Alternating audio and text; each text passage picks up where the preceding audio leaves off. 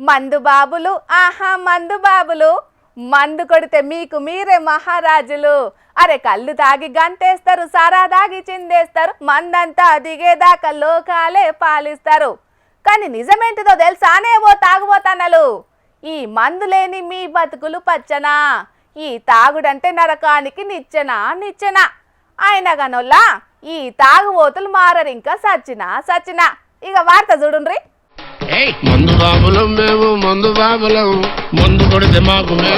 మందు కొడితే మీకు మీరే మహారాజులని తాగుబోతులను ఎందుకన్నారు సమజైందా నొల్లా? ఇగో గిందుకే తాగుబోతు లోకం అనేది ఒకటుంటే అగో ఆ లోకాన్ని మహారాజు లెక్కనే కాలు మీద కాలేసుకొని వాలిస్తున్నాడు ఈ మూతబారు ఎవలో గాని. మళ్ళా రోడ్డు మీద పోయేటి బస్సులు కార్లు ఎంత హారన్ కొడుతున్నా గింత కూడా షిర్రుమంటలేదు మనిషికి. నడి రోడ్డు మీద నాగిని డాన్స్ ఒక్కటే తక్కువ. గదేదో సినిమాలా హీరో కాలు మీద కాలేసుకొని ఆ కాలు మీదికి ఈ కాలు, ఈ కాలు మీదికి ఆ కాలు మార్చినట్టే ఒక మార్చుడు కాదు పోన్రి. కరీంనగర్ పట్నం నడిమిట్లా ఓ తాగుబోతు చేసిన విన్యాసాలకివి. ఇట్లా ఒక సైడ్కే కాదు, రోడ్డుకు నిలువుగా వండుకొని కూడా కథలు పడ్డాడు కాసేపు.